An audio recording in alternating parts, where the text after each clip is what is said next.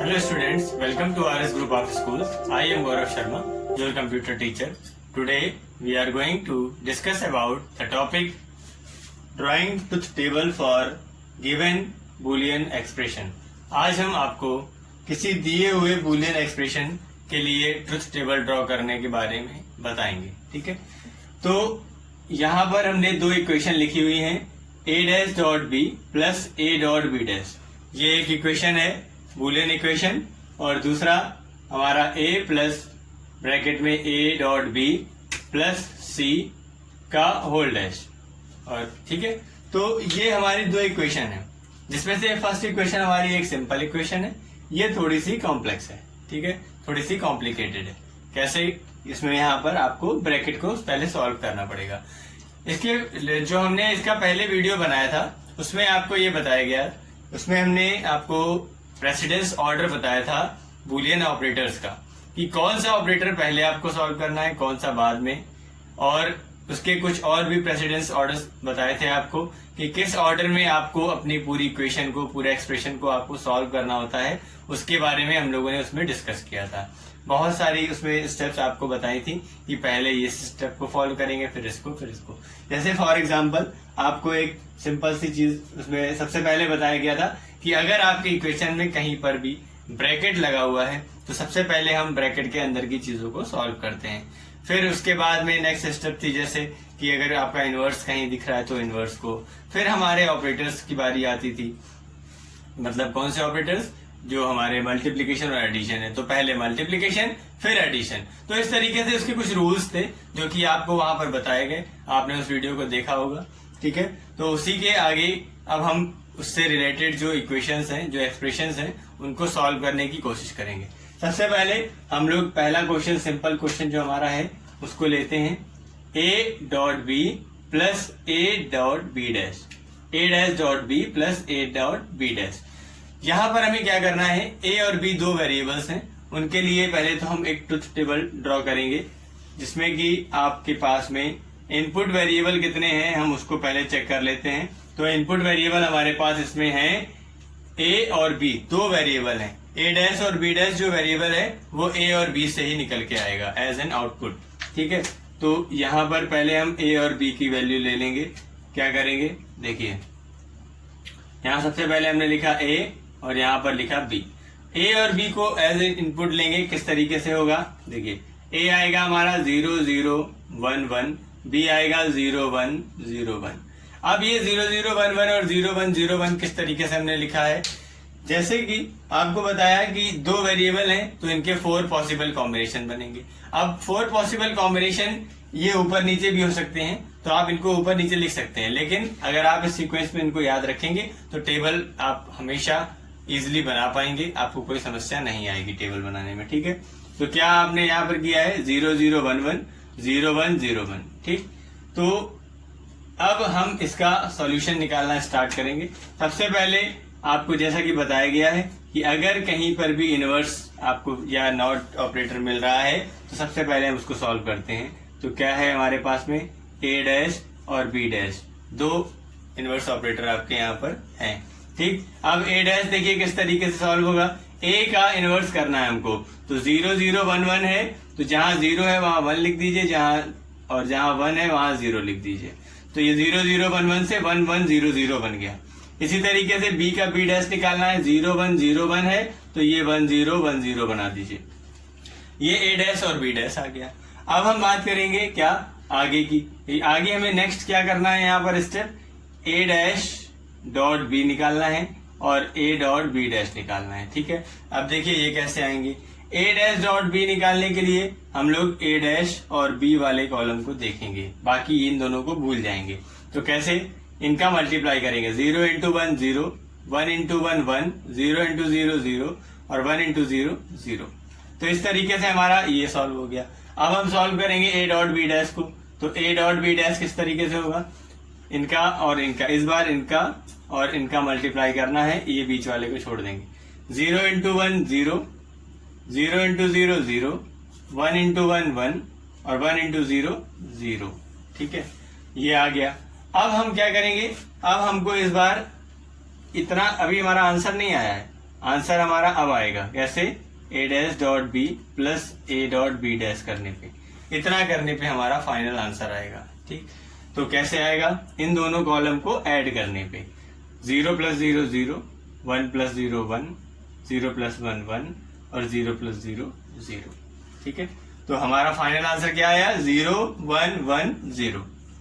ठीक है, तो इस तरीके से हम लोग अपनी इक्वेशन सॉल्व करेंगे। जो भी हमारी गिवन इक्वेशन होगी, जो भी गिवन बुलियन एक्सप्रेशन होगा, उसको हम लोग इस तरीके से सॉल्व करेंगे। ठीक है, अब हमें नेक्स्ट क्वेश्चन हम देख रहे हैं, a plus A dot B plus C का होल डैश। ठीक है, अब हम इसको सॉल्व करके देखते हैं किस तरीके से सॉल्व करेंगे, चलिए देखते हैं।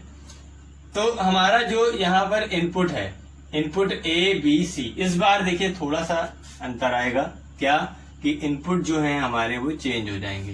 क्या चेंज हो जाएंगे, इनपुट चेंज हो जाएंगे, तो टेबल हमारी दूसरी तरीके से बनके आएगी।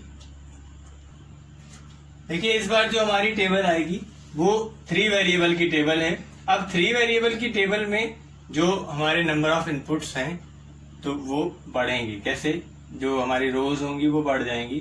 कैसे बढ़ेंगी, यहाँ पर हमारे पास में 4 टाइम्स 0 और 4 टाइम्स 1 ए के लिए हम लोग लिखेंगे, बी के लिए हम लिखेंगे 0 0 1 1 0 0 1 1 और सी जब आएगा तो हम लिखेंगे 0 1 0 1 0 1 0 1। अब देखिए ये क्यों लिखा गया है, जैसा कि आपको भी बताया था कि अगर 2 वेरिएबल हैं तो उसके 4 पॉसिबल कॉम्बिनेशन बनेंगे। ठीक है, तो उसमें हम लोग 0 0 1 1 और 0 1 0 1 लेकर के उसको चारों कॉम्बिनेशन को वहां पर दिखा देते हैं।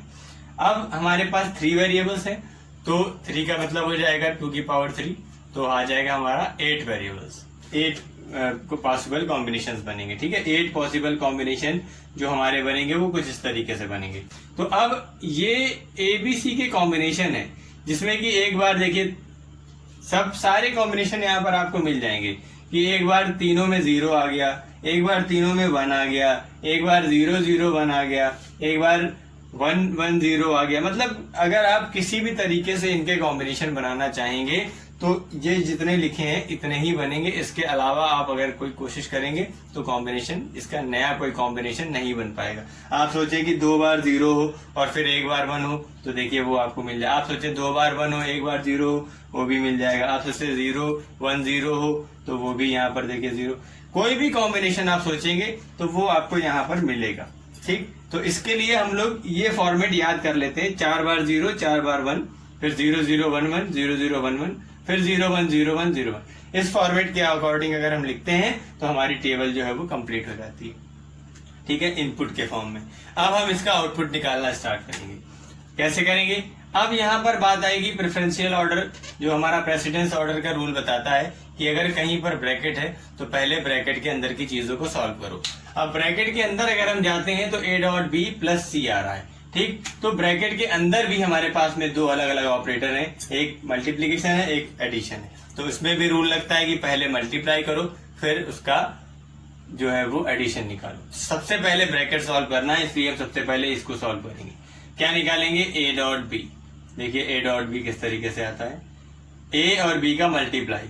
तो जहां 0 एक में भी है तो बस 0 बिल्कुल आंख बंद करके लिखते चल जाइए। देखिए 0 0 फिर 0 फिर 0 फिर 0 फिर 0 और नीचे 2 बार 1 मिला है तो नीचे केवल 1 1 है, बाकी सब 0 आ गए। ठीक है, देखिए इसमें 0 था, 0 0 0 0 0 0 में किसी का भी मल्टीप्लाई करेंगे 0 आएगा।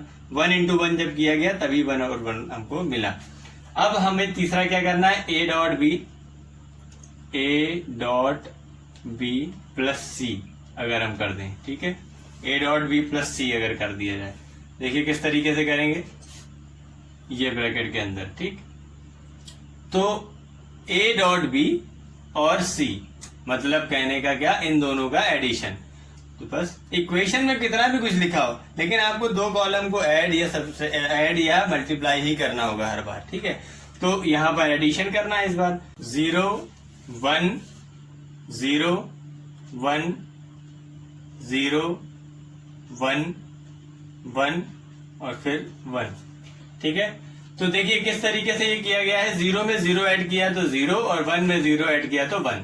ठीक है, तो ये यहाँ पर हमारा पूरा सॉल्यूशन आया है। अब लास्ट में कुछ बच्चों को कंफ्यूजन रहता है कि 1+1 में 1 क्यों लिख दिया। ठीक, अगर हम लोग बाइनरी एडिशन करते हैं, बाइनरी नंबर्स का एडिशन जब करते हैं, तो जो बाइनरी एडिशन सबसेक्शन का जो टर्म हम लोगों ने पढ़ा है, वहां पर हमारे पास कैरी देने का ऑप्शन रहता है। ठीक है, तो यहाँ पर अगर हम 1+1 करते हैं तो 0 आता है, 1 कैरी जाता है, जो कि यहाँ पर लिख जाएगा। ठीक, यहाँ पर आप कैरी वाला कोई रूल यूज नहीं कर रहे हैं, तो यहाँ पर हम 1+1 को यहाँ ऑन ऑफ का सिस्टम हो रहा है।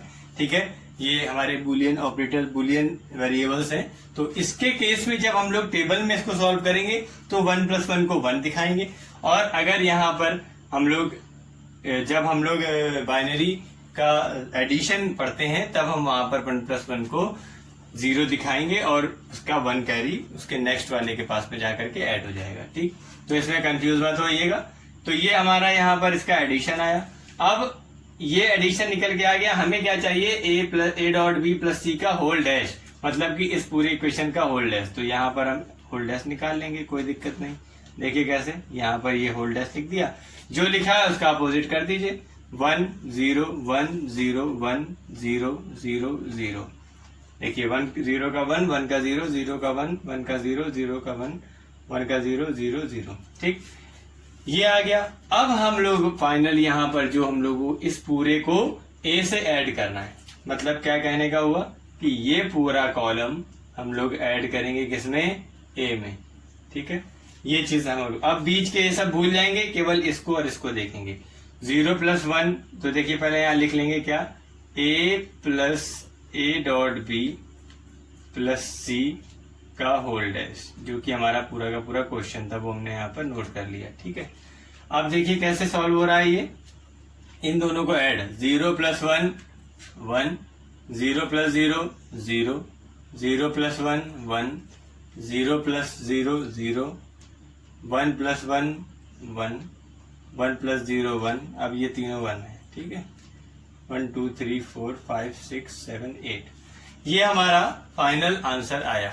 ठीक, तो फाइनल आंसर लाने के लिए हमें क्या क्या करना पड़ा, सबसे पहले हमने ब्रैकेट को अंदर की चीजों को सॉल्व किया। ब्रैकेट के अंदर भी 2 अलग अलग ऑपरेटर थे, तो उनको उनके प्रेफरेंस के अकॉर्डिंग यहाँ पर सॉल्व किया। पहले मल्टीप्लाई किया, फिर एडिशन किया, फिर जब पूरा हो गया तो उसके बाहर हमने देखा डैश लगा था, तो फिर वो डैश इनवर्स इसको सॉल्व किया। इनवर्स सॉल्व करने के बाद जब ये इधर का एक पार्ट इसका सॉल्व हो गया, तो इसको ए के साथ में ऐड करके यहाँ पर हमने फाइनल आंसर निकाल लिया। तो इस तरीके से हमारी दोनों सिंपल और जो थोड़ी सी कॉम्प्लिकेटेड जो इक्वेशन थी, दोनों तरीके की इक्वेशंस हमारी सॉल्व हो गई।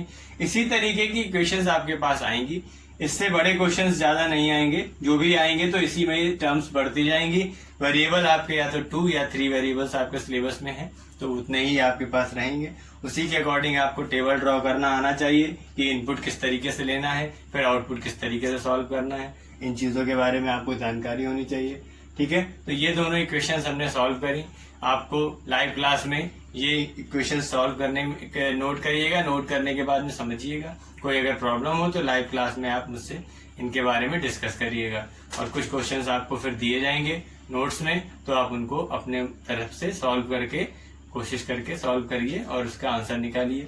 ठीक है, और कोई प्रॉब्लम आए तो पूछिए। तब तक के लिए keep studying and be happy always. Thank you.